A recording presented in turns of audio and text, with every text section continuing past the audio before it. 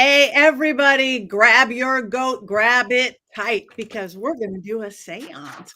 Well, sort of. We're going to talk about a seance. Welcome to the Witches Movie Coven. Yes, witches, real witches, talking about witches, sometimes real witches in movies. He made it, Richard-Lael. Yeah, Yay! but but it's not letting me add my channel. So I don't know what to say. I'm gonna just turn the camera around sideways. I don't know. It's cursed. I got started early on the hexing, so sorry.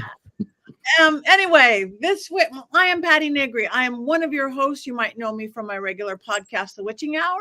You might know me from Ghost Adventures, of which I have a brand new episode on tonight on Discovery. But let me pass this on to my beautiful co-host. Let's go in a circle, starting with Courtney. That's me. I'm Courtney Buckley, ghost bait on Scared and Alone. And I was scared and alone in my own house watching this today. So we'll talk about that, I'm sure, more later. But I'm glad to be here tonight. Thank you. And Heather. Hi, I'm Heather Greene. I'm the author of the book Lights, Camera, Witchcraft, a critical history of witches in American film and television. And I am also an author I'm an editor at Llewellyn Worldwide, where I get to work with lots of witchy and occult authors, and a journalist covering all things occult in the media, and a member of this wonderful coven every Wednesday. So happy to be here. Happy. And with the golden locks, Jason. I'm Jason Mankey, prolific witchcraft author, often traveler. This is my latest book, High Priest, which will be out in 2 weeks, a biography of Raymond Buckland. And I am ready tonight to get hexed. Yeah. Well, we missed hexing last week completely. It was we were something missing. And last and absolutely never ever least, Richard-Lael. I am Richard-Lael. Richard-Lael is one name, not two. If I were Richard, I would be a. That is right. I'm the gentleman psychic. I'm a psychic and a medium. I used to be a psychic and a small, but I gained some weight. But I'm working on that. Strangely, I cannot see Miss Courtney Buckley. Can anybody else see Miss Courtney Buckley? Yes. Here I am. Surprise. I'm still here. Your profile is blank. I don't know. I don't know. I can't see your pretty face. I feel like I've already been cursed. I don't know. Oh, well, depends on what you have to say about tonight. So yes. Maybe Jason. Or maybe she can't curse you or hex you.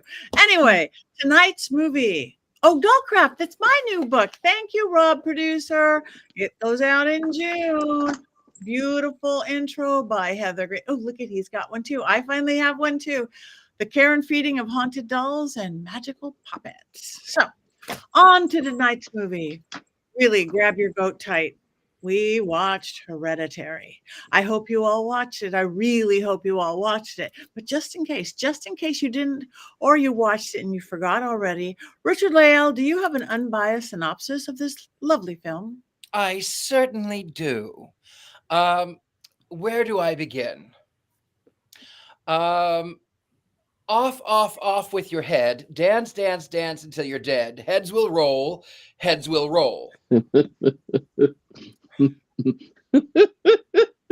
Sorry.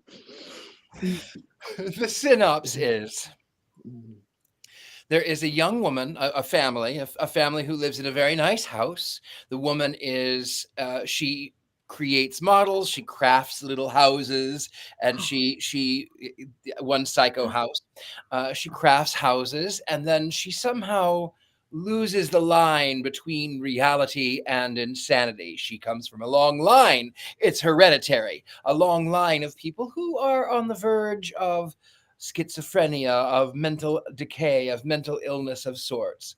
And of course, it's relatable because there's family drama, there's family child, there's a tragedy and death in the family.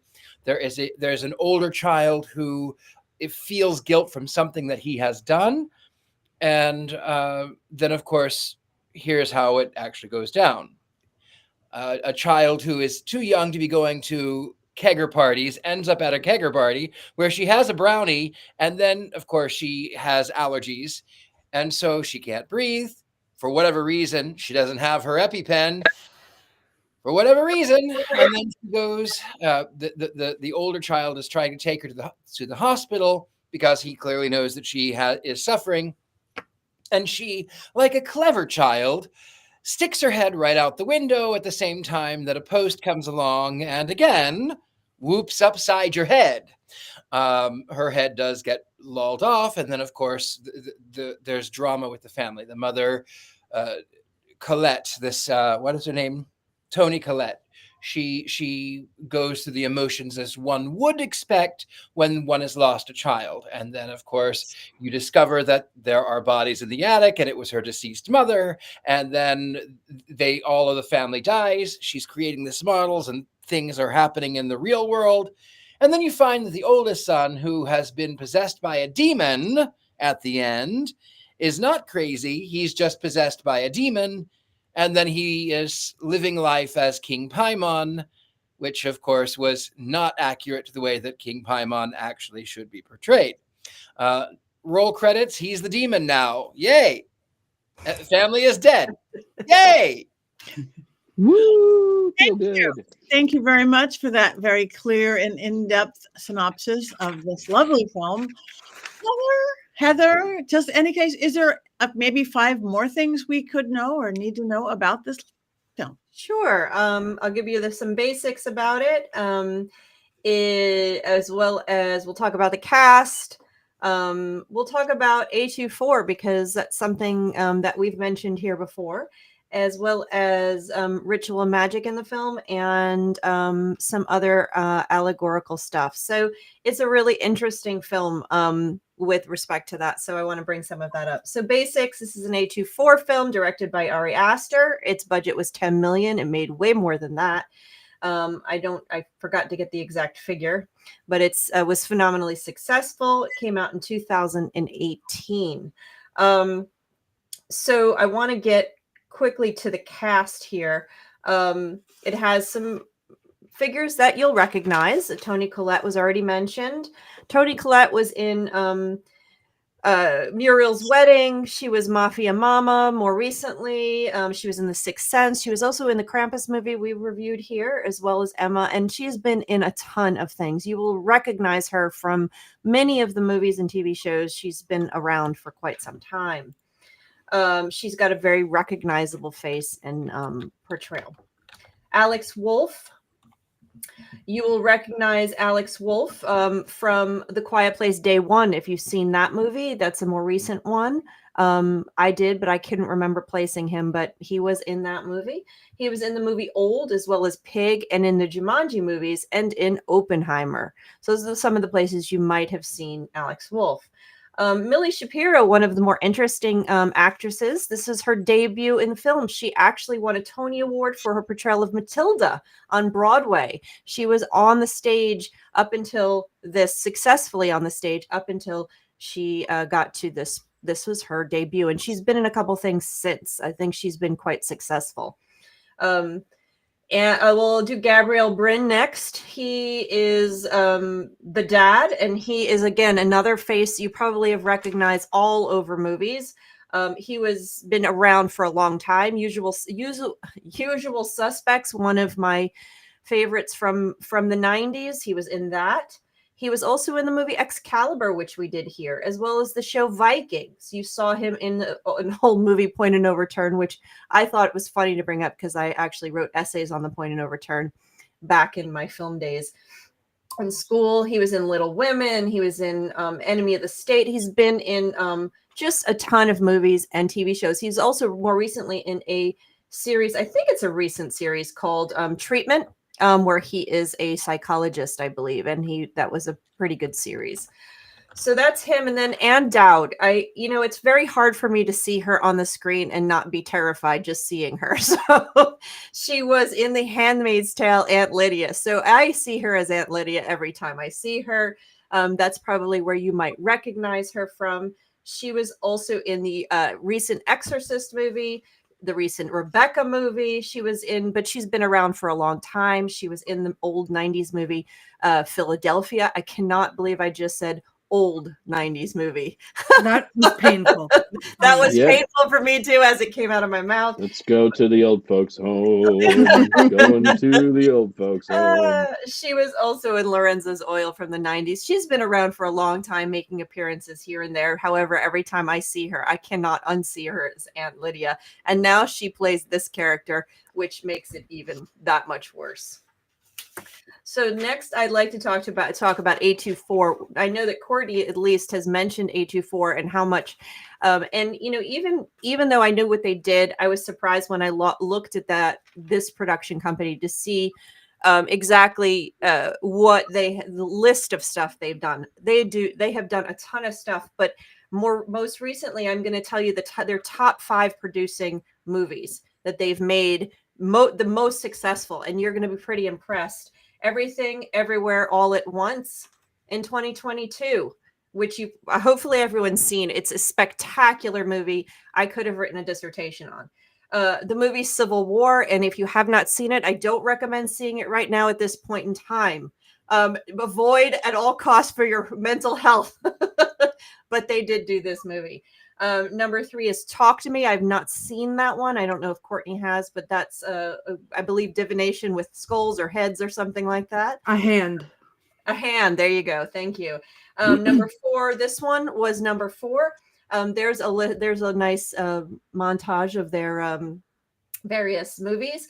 Number 5 is Lady Bird. If you have not seen Lady Bird, I highly recommend seeing it. It's a brilliant film about a mother and a daughter. Other movies they've done, I'm just going to highlight a few others. The Whale, Moonlight, The Green Knight. We've done that here. A recent movie called Death of the Unicorn. Another small movie that maybe a lot of you haven't seen called The Florida Project, another mother struggling. It's actually excellent. I highly recommend it. More in the lines of Lady Bird. And of course, The Witch, which we've reviewed here, and Midsummer, which we've reviewed here. So you just go down the list and it's like, oh, that was an A24. And one of the things that I would say makes these movies special, with maybe the exception of Civil War and probably a few others I didn't name, was that they really let the story drive everything. The story is so important in these movies, whether it's a small story like Lady Bird between 2 characters or The Florida Project, or whether it's more fanciful and really using the medium as art like The Witch or Lighthouse, or even Everything All at Once. That's the story is so essential to these movies, which is what makes them so good. And drives them. So that's A24 for you. So go ahead and look at their list, and I highly recommend a lot of the movies that are here.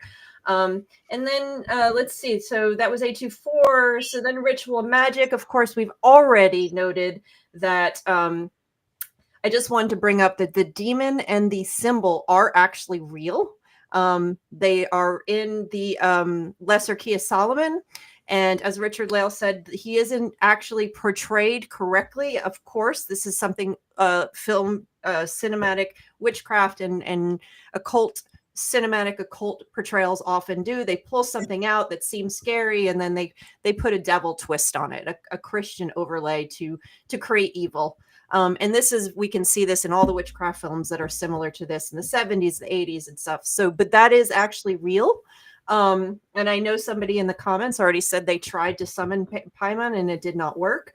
So, I'll leave that to everyone else's magic and workings. I'm not going to recommend or not recommend on that note, but that was some real stuff. But that's going to take me to number 5, which is this movie fits into a lot of the movies in the 70s, particularly that have covens that appear, that do ritualistic magic to some type of evil entity, whether it's a demon or whatever they call it, Barabbas and Tanis, which was very big in the 70s. Here we have Paimon, whatever the case is. All of a sudden we have these innocent people who walk in on a demon, not a demon, a coven or a ritualistic satanic type thing. This is a trope in horror movies. It's also more of a trope. It really recalls when you have the nudity at the end and the ritualistic, all of that stuff really feels very much like we're turning to either the early 70s horror films specifically them, because that's the end where usually those films end, where the coven and the evil survive, and everybody gets consumed into it, which is what happens here. Or some in the 80s too. I made a couple things. To Save a Child has similar to this, but the 80s films that are like this, usually the good overcomes evil. In the 70s films, the evil overcomes the good. So this one, we have the evil overcoming the good. So really feels like a 70s, really interesting allegorically, because could this be statements about what we're going through? Could this be allegorically the struggle that we're having right now? Which typically that's what my book is about. So yeah. But also the other thing that's interesting here is it not even about the occult? And this is a question I'll pose, and we can discuss. Is the occult here, or is the ritualistic behaviors and the coven, or whatever they're called, is it just an allegory for trauma? For a trauma that a family passes on, and it doesn't really exist? Acquiring minds. And the other possibility is this an allegory for the way we look at gender in this world? Because in the end, the girls are killed, and who are these? The person that's uninteresting, just regular old kid, the guy has nothing special about him. He's the one who eventually winds up being the head of the coven, which is very typical for 70s occult films. They find the male, this white male standing up there. There's all these older people who are worshiping him. So is this sort of this throwback allegory to gender and gender roles, and what our society thinks is good and what our society rejects? So there's so much going on here. I'm just throwing that out. I won't go any further, because that's where we get into dissertation level, and I kind of go off the rails. So, but there's some really interesting things, and that's the point. This movie has more to it than the basic story. You have the basic story, which is interesting, and then you have possibilities. And that's why when people leave this movie, it lasts with them for so much longer after. So we can discuss that, and I will give you our family's reactions later. Okay. All right. Thank you. Very thorough and beautiful between the two of you. We've got it. Anybody want to talk first, Courtney? Me? Yes, please. Thank you. I have so much to say. Okay. So I'm not going to say everything. I do want to respond to something that you just said first before I get into what I had planned to say, Heather, which is what I find interesting about the gender aspect of it, is that they're using his body, but when they're talking to him and explaining to him what's happening, they're talking to Charlie, who said earlier when she was talking about her grandmother, her mom saying, "Oh, she loved you best," and she said she wanted me to be a boy.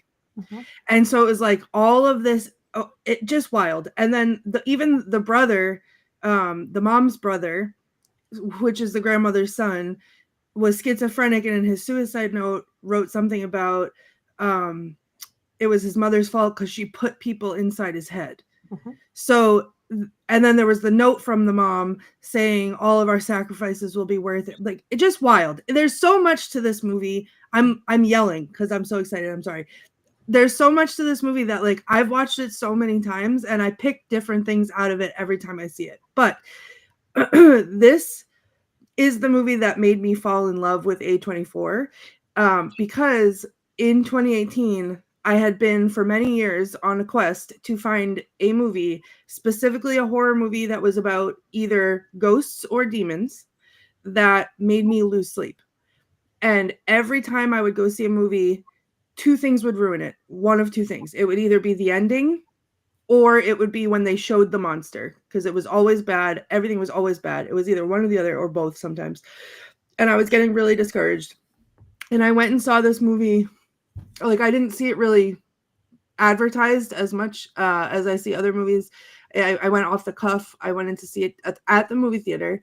And I sat there through the very last credit, and then went out to the car, and I sat in the car for 45 minutes before I could drive home, because I felt like I had been laid bare in the movie theater, and it was everything I wanted it to be. I was terrified.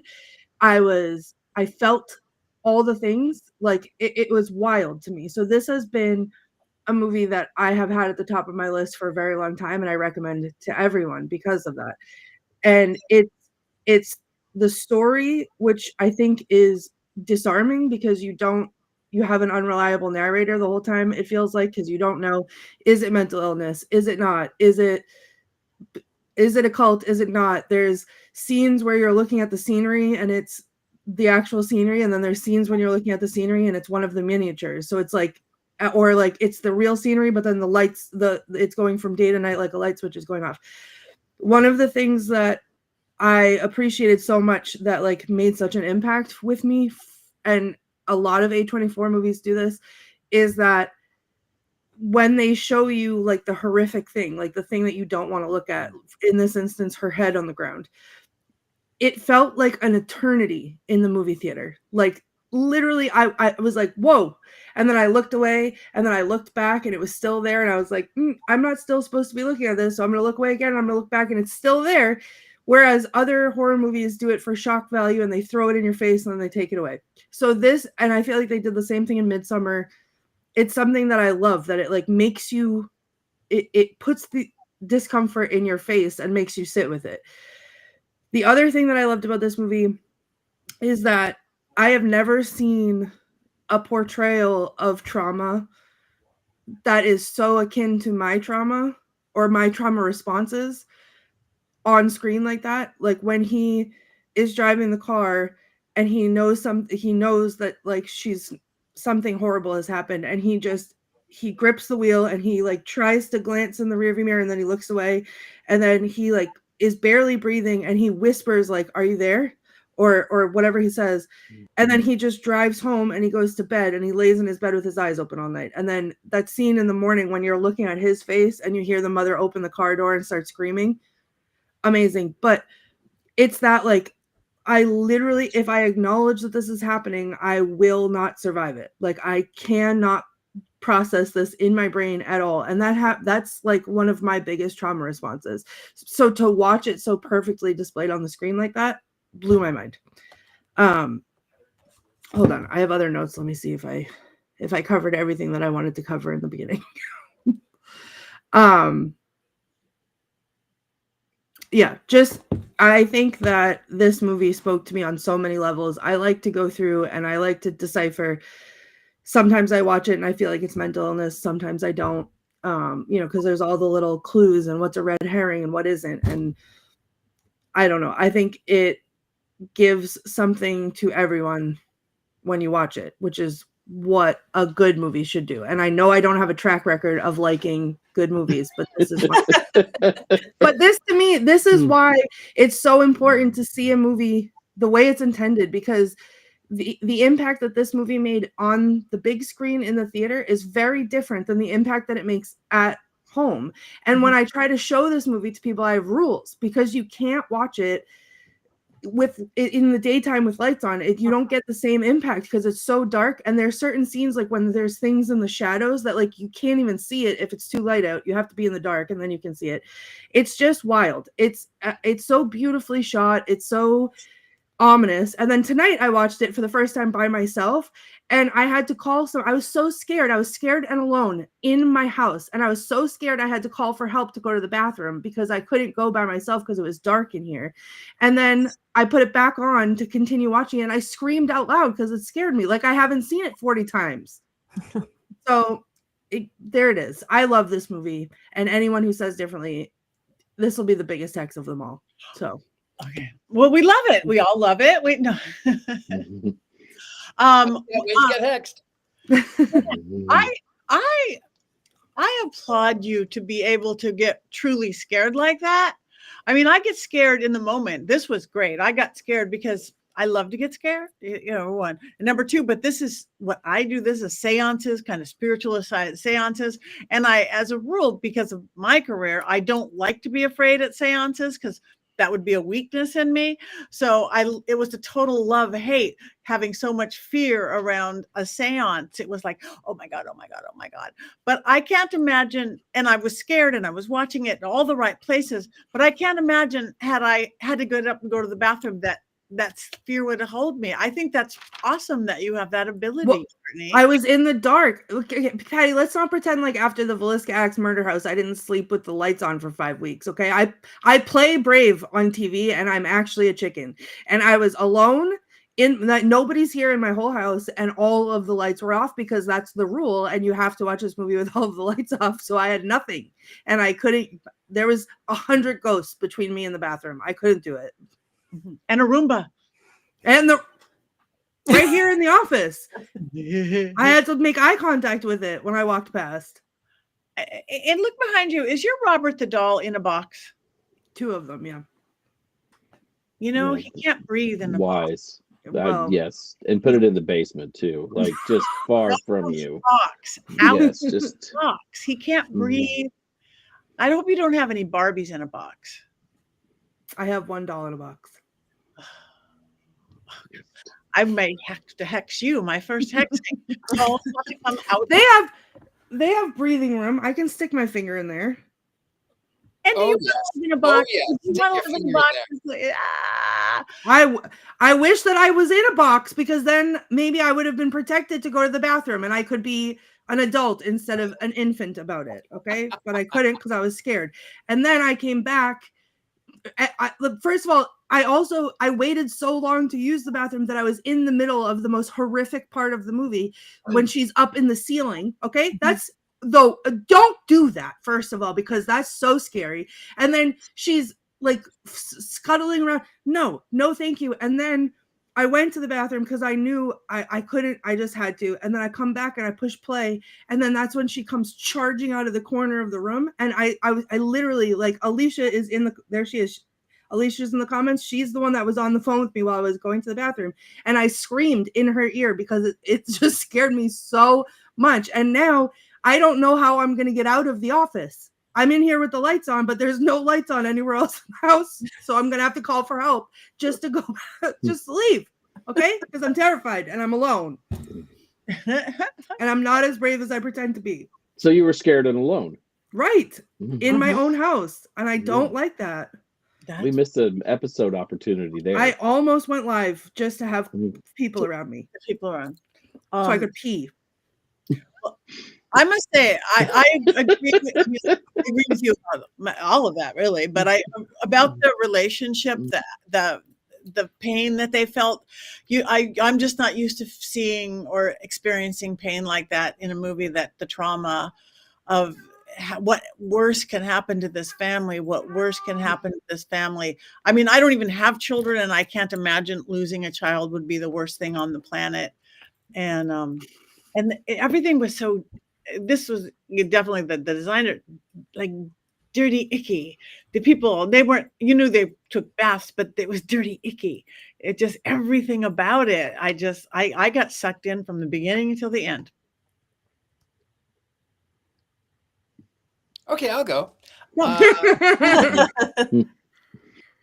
The first half of the film is not predictable.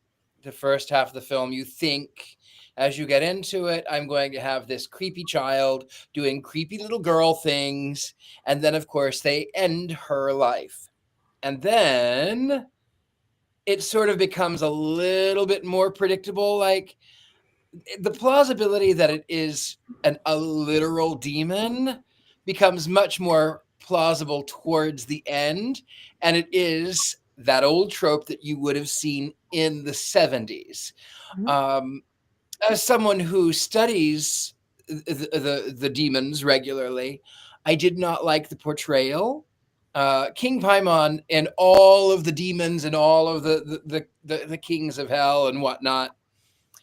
King Paimon is actually a gentleman, and he will come in the form of a young person with an androgynous face. So he'll have a feminine face, and he rides on a dromedary, and he comes in with trumpets, and it's loud and it's obnoxious, or he will come as an old man. And he has a daughter that is a bad-built butch body. She also rides on a dromedary, but they both are, they're both known for their kindness as far as demons go. So I didn't appreciate the sort of slanderous version of what King Paimon is or is not. I will say, however, that I do, as far as magic goes, I do understand a little bit. I understand the trauma aspect of it. Um, but even as an artist myself, in the miniatures, that was where I felt my magic. I started when I was a kid. I remember I was about 10, and I sat down and I drew a Victorian parlor. It had the sofa and the portieres. Now, this is something I actually did a little bit later on. This is a model that I did of the Addams Family Mansion. So there's a little portrait of me, which actually came before the real life-size portrait of me. That's my house.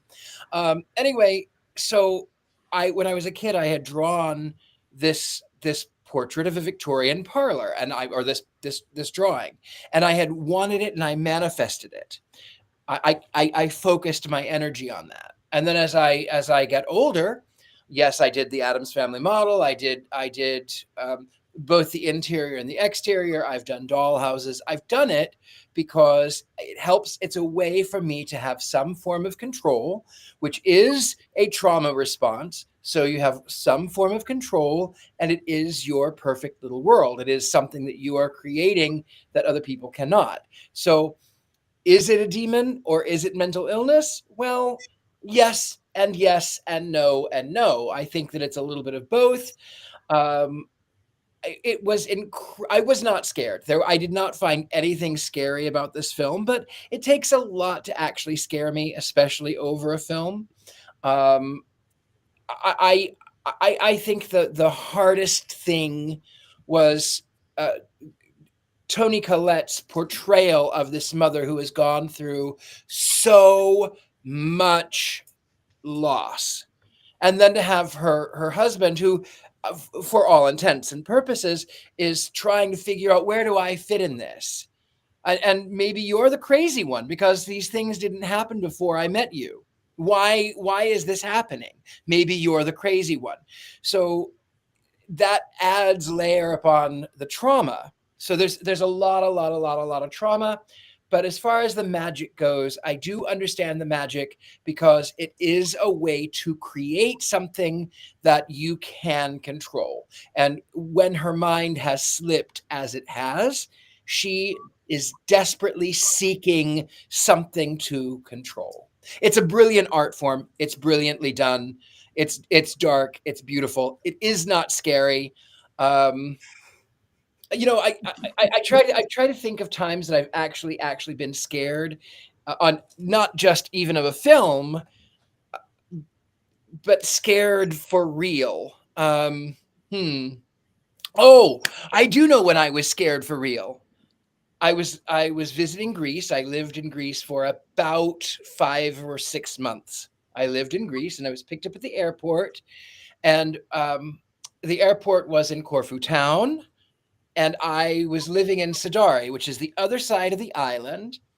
And this Greek man picked me up in his BMW, and he proceeded to speed, doing 80, 90, 100 miles an hour around corners, over like near cliffs, passing trucks in a no passing zone. Yeah, I was scared then. I think that's the only time I've actually been scared. That's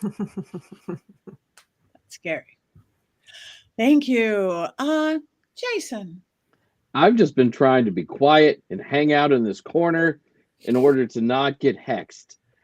A lot of my feelings about this movie, I think Richard-Lael hit on some of them in his synopsis, and then he hit on it when he was just talking too. To me, this always felt like two different films. There's like the first half, and then when Charlie dies, to me, that was a shocking moment. And I was like, oh, I mean, I'm not shocked in films very often. That was shocking.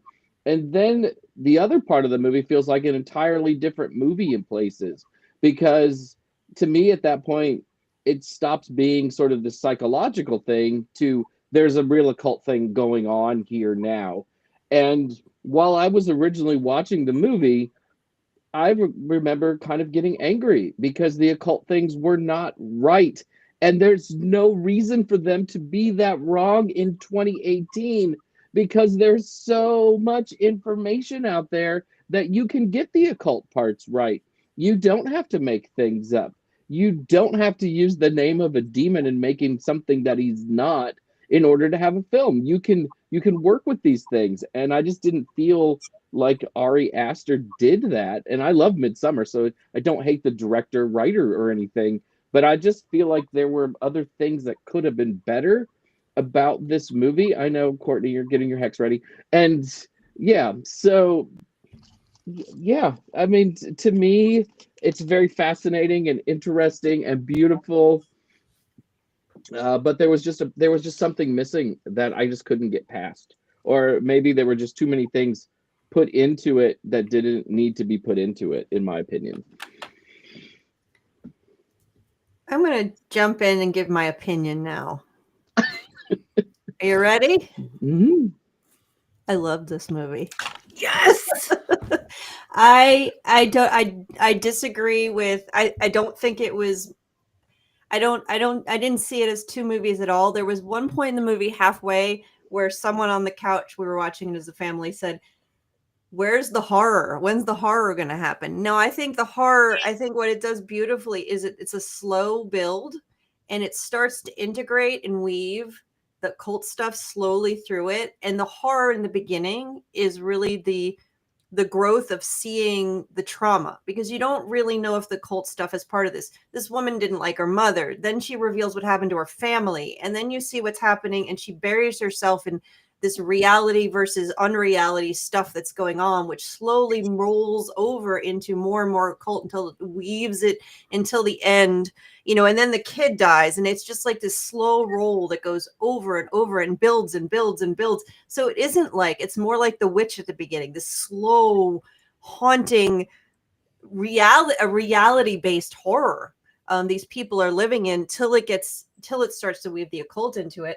And I'm going to tell you, when it started to hit hard after the dad died, and they're standing there, and the mom appears up on the back corner, we're all, because it's brilliantly filmed, because you're focused on the main character who's standing there, and all of a sudden you see this white little figure up in the corner, and you're like, oh! And my child sitting next to me, 17-year-old, who loves horror, never gets scared at anything, grabbed onto me and buried down and said, "Mommy, this movie is very scary."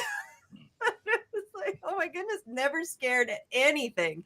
And then we watched it, and it was after we couldn't stop talking about it. Like, what was it about? Was there really occult stuff? I love the fact, now I totally get the frustration that Jason was talking about, and that Richard-Lael was talking about them not presenting Paimon right. Yes, they can do it. But I also love that they pulled the 1970s off really well. The naked bodies around, the whole thing. I love the fact that they did that, because I love 70s horror. So that worked for me. I wasn't quite as frustrated with it, because it was like movie land, not occult land. So real occult land. But we could not get over it. I mean, we were talking about it like, what does this mean? And when was she possessed? Was she possessed? When was this person possessed? How did that happen? When did the girl go into the various things? So we all came up with kind of a theory. When we were done and finally calmed down, my same child goes upstairs, bedtime, gets to the top of the stairs. "It's dark up here. Mommy, come up here." "No, I'm not coming up here." Yeah, Mommy, I need you too, please. Go. I said, "You could just turn the lights on," but it's dark. "Turn the lights on. It won't be dark." We're yelling back, a mommy voice and everything. And then I hear silence for a second. And then, "Well, at least my mom's a witch and has salt." And then she goes running into the room. So that was the making sure the demons were not in the dark room, was, "My mom's a witch and has salt." The warning. It was fantastic. We had a great time watching it as a family. Definitely was scary. I didn't have problems going to sleep in the dark rooms or anything like that, but I witnessed it, Courtney. I witnessed it. So I thought it was a brilliantly done. I love the slowness. I love the way I love the way the whole story rolled out, and the interactions of the characters. I love the fact that I was confused at points. Like, it really, really made me think. And I think that part is one of the themes of this, is what's real and what's not real. Yes. between the houses, going back and forth between is this are these naked people real or are they a figment of imagination? It was the worst orgy ever, though. So another one. I dressed for the occasion. At least there was an attempt at an orgy, though, in this movie. Well, I don't know about that. I was not. It did not lack boobs and butts. Oh, okay. It did not. It did not. Yeah. But I agree with you on all of that, Heather. Very well said. Very well put together. Movies, they have to have people who act like real people and do things that make sense. The moment he takes his little sister to the keg party because his parents insist on it, I am out of the movie to some degree, even though I thought her death scene was the most pivotal moment of the film, because you just would not do that. It did not make any sense. But is she well, crazy? I beg to differ. I beg to differ. No, you would not do that. I beg to differ. I would not do that. But she was already possessed by that point by the mother. Or she was crazy. But also, he didn't say, "Hey, Mom, I'm going to a keg party." He said, "I'm going to a school barbecue." Yeah, you still don't take your little sister to that. But you do if you're terrified of your parents. You do whatever they tell you to. If you're terrified of your parents, they woke up with her dousing them with lighter fluid and lighting a match. They were terrified of her. Yeah. So I would do whatever my parents 13. said. Like you just don't tell your 13-year-old kid to go to a high school party. You just don't do that. It makes no sense. Not if you're it's a plot parent. device. No, she's it's only not a plot device. Oh, it made sense. I say this as having 12 children, so I know what I'm talking about. I say this somebody who's had a lot of kids. Right. You know I don't have any kids, right? Right. I was the little sister, and my brothers would take me to weird parties that I should not have been taken to. You were super cool, though, Patti. And that's right. This kid was not super cool. No, that my parents did take your sister. I mean, yes, she was already crazy. Yes, they were. All those points are real, but I don't think it's that far off. Take your sister. That's like punishment at the same time and make you be good. And there's also a lot of very selfish parents out there who want the house to themselves because they want time alone away from their kids. Mm-hmm. And she even said she had that whole monologue with him about how she never wanted to be his mother. Yeah. And she tried to miscarry him because she didn't want to be his mother. She didn't want to be his mother, etc. So she's not a good parent. It'll never make sense to me. It'll never make sense to me. Be thankful that it won't, because it makes a world of sense to me. Yeah, it made sense to me too, and it even her, a good mother would have not, even if they had made her go, they would not have forgotten her EpiPen. She is not a good mother. And they forgot her EpiPen every time, like constantly. Yeah, they kept forgetting. She is not a good mother, and she was already off. And then we said, well, maybe if it is true that if we get the occult demon side as actual true, the demon was aiming to get rid of the girl, to put the girl in the other body, the whole thing. So they might have possessed the mother to lead to those facts. So I totally bought it on multiple levels. Definitely could have worked. I agree wholeheartedly. It was really whacked. Moving on. Do we have any quotes, Courtney?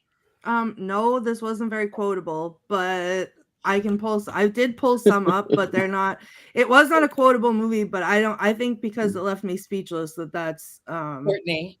Yes. If I may, I have some quotes that you can use, and you can take credit for these, okay? I won't take any credit because I purposefully did not write any down because I didn't think that any stood out for me. Well, these are the quotes that I have for Courtney.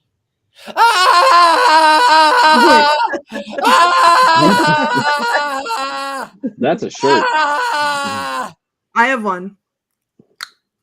No. That's a good one. That's a good one. Yeah. No, I think that the only really notable there's lines that were said in this movie that were important to the movie. Because I think a lot of what they're doing foreshadows what happens ahead of time and also provides a lot of explanation, even just in a couple words that are just kind of thrown in. But as far as like quotable moments, the only one really to me is when she's flipping out at the table and she's yelling at the son, which is, he's just killed his sister by accident. But he also says, he's like addressing her, or after this says something about, why was she at the party to begin with? You made me take her, like whatever, because she's blaming him. So he's telling her to just let it go, release it, yell at him because he wants to be held accountable, I think, but she's being crazy. So she screams at him, "Don't you swear at me, you little don't you ever raise your voice at me. I am your mother. You understand? All I do is worry and slave and defend you, and all I get back is that effing face on your face. So full of disdain and resentment and always so annoyed. Well, now your sister is dead, and I know you miss her, and I know it was an accident, and I know you're in pain, and I wish I could take that away from you. I wish I could shield you from the knowledge that you did what you did, but your sister is dead. She's gone forever, and what a waste. If it could have maybe brought us together or something. If you could have just said, I'm sorry, or faced up to what happened, maybe then we could do something with this. But you can't take responsibility for anything. So now I can't accept and I can't forgive because nobody admits anything they've done." And this, to me, this block is the narcissistic parent. Mhm. And that is, I could have heard that 1,000 times in my life over different things. And it's just, that right there to me is why it was entirely plausible, because this is all about like, and then she screams this at him about his face that he makes, the face that he makes. Like, he's traumatized, obviously, because he had to do something that he wasn't supposed to do, shouldn't have done. But then she's saying, "Oh, I don't blame you," but blaming him and blaming him for his reaction to it when he needs his parents, he needs family, he needs comfort, he needs help. He's lost his sister also, who he took care of. And she's yelling this all at him. And then as soon as she's done, she sits at the table and she makes the face. She's like across the table at him. And it was like, it was the most triggering thing I've ever seen in my entire life, because that's my trauma. Like, seeing that, I was like, oh my God, I could gouge my eyes out. She's a terrible mother right from the beginning. Yeah. And I think that's why, to me, like, in some parts of it, all the occult stuff that happens after is almost comforting, because it takes him away from that. Like, it removes him from that trauma. So I don't know. There's another layer why I love this movie. Thank you, Jason. Do we have a Mankey movie moment? Masterpiece? Is there a Mankey movie minute tonight? You want me to write jokes about a movie where a kid gets decapitated and another one was nearly set on fire by his mother? This movie just really lends itself to humor, doesn't it? And oh yeah, grandma is an evil, manipulative piece of garbage who tried to turn her own son into a vessel for a demon. Oh, this is the most fun show we've ever had. The fun is so strong, I think that when I'm done with our show tonight in about 10 minutes, I'm going to go watch Sean Hannity to keep the good times rolling. Or perhaps pick at my eye with a wine bottle opener. The entire Graham family reminds me of my own. I remember when we tried to get a demon to live inside of my brother. Oh, wait, I think he just had a stomach flu that night. It's the Witches Movie Coven. Don't we know how to have fun? It's the Witches Movie Coven. Oh, how I wish this bit was done. But I know you all crave more movie minutes, so I'm going to try. I really am. But I'm going to let you in on a little secret. I did not like this movie. I remember the first time I saw it, and I actually laughed at the ending. Oh, yay, you put an evil demon in the body of a stoner kid racked with grief. That seems like a great way to take over the world. I bet that plan is going to be successful. According to the Dictionary Infernal, Paimon is listed as the 22nd most important demon. I know, it's not a great ranking, but one would think that a 22nd ranked demon would demand something at least a little better. There has to be a retired pro wrestler to inhabit, or perhaps an accomplished pickleball player. Maybe someone from Fox News. That seems like an effective way to get the message out. In this day and age, even an obnoxious Instagram influencer might work. Wouldn't you want to start with someone who has a few thousand followers? In my witchcraft Illuminati chat groups, we don't even allow people in unless they have 4,000 followers on Insta. Just between you and me, wink, wink.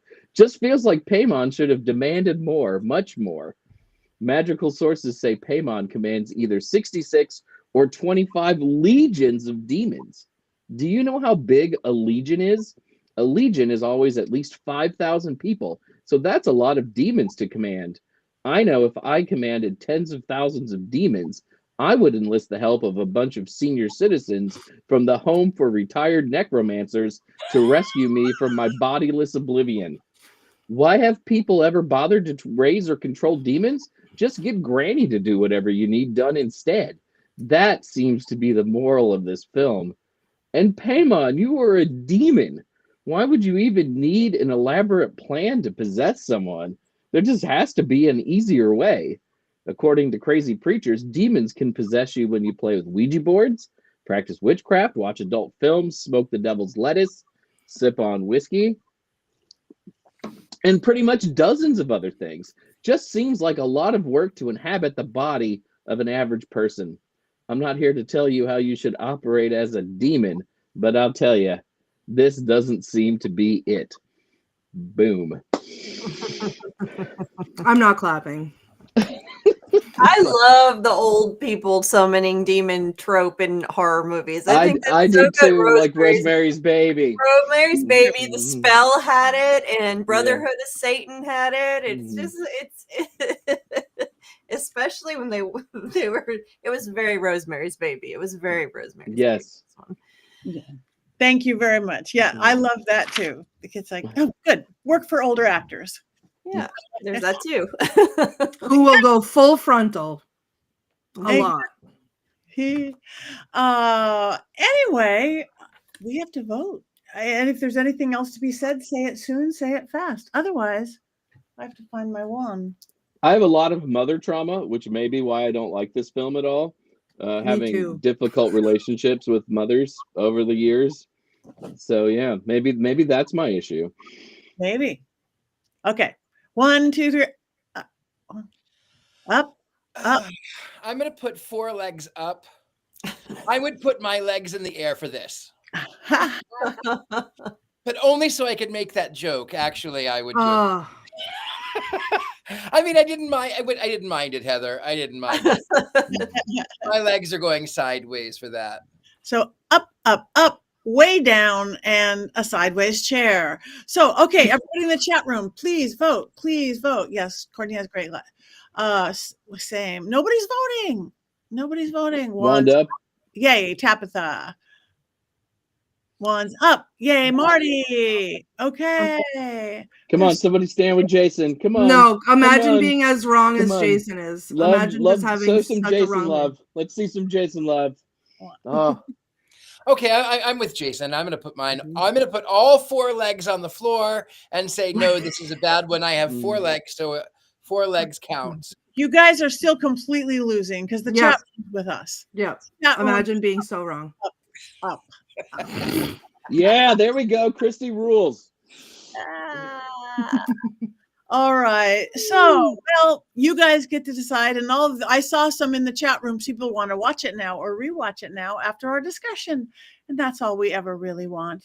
Follow the rules, keep the lights off, and then run to the bathroom like a demon's coming. Yeah. And what are we going to do next weekend? Midsummer's Night Dream. I believe it's 1999.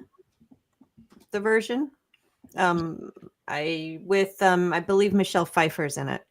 Okay, so next week, Midsummer Night, because we are getting towards Midsummer. So a theme movie. Can't wait for Ghost of It. Yes, tonight, 10 o'clock and 9 Central. Central never has the same time zone as everybody else. I feel very bad for them.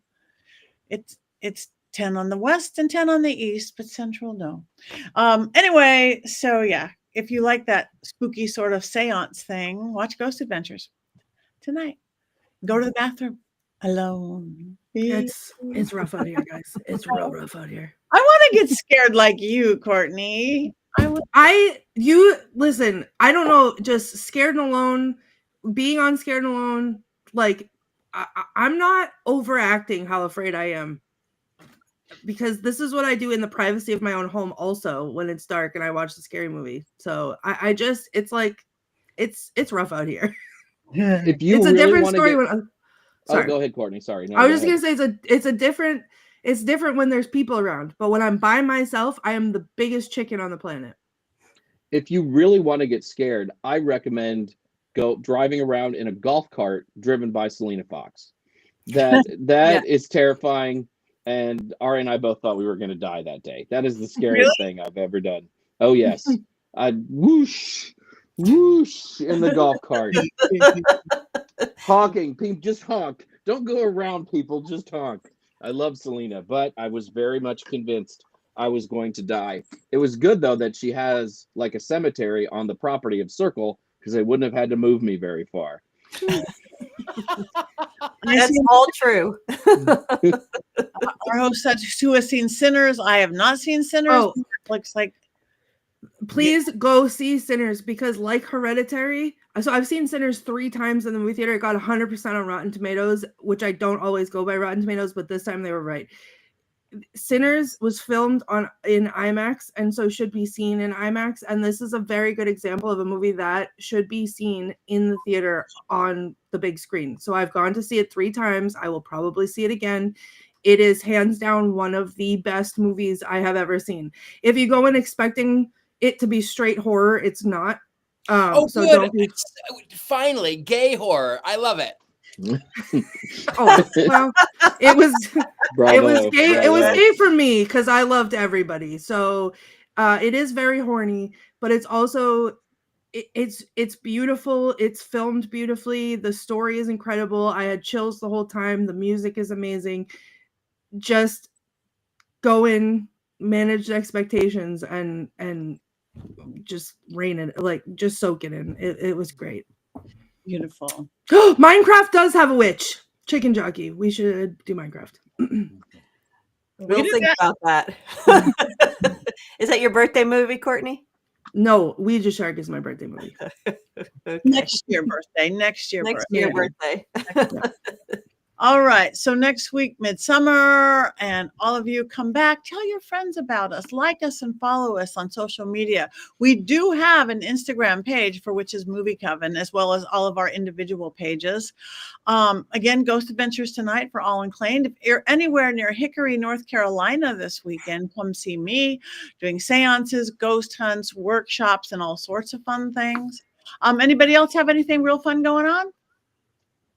I'll be in Austin on May 10th at Austin Witch Fest, and then in Tennessee at the Pagan Unity Festival, May 29th through June 1st. Beautiful. I'll be in Scotland next June. So you can go to tracelesstours.com, Sacred Tours, and you can find me there. You can book now. It's 10 nights, 10 days, 10 nights, I think. So you want to go, you don't want to miss it. Go to Scotland. Who knows? You might want to move there. I might. You never know. I may never want to come back. It's lovely. I already don't. How exciting is that? We're not even there yet. All right. So yes, like us, follow us, go to our websites, buy our books, and get scared. Get really scared, because we like to get scared and be witchy. And we have one more thing. What, Courtney? You're good. I was just gonna say, speak for yourself, because I don't know how I'm getting out of this office tonight. Do you have your Well, phone with you with You a need to call flashlight? me.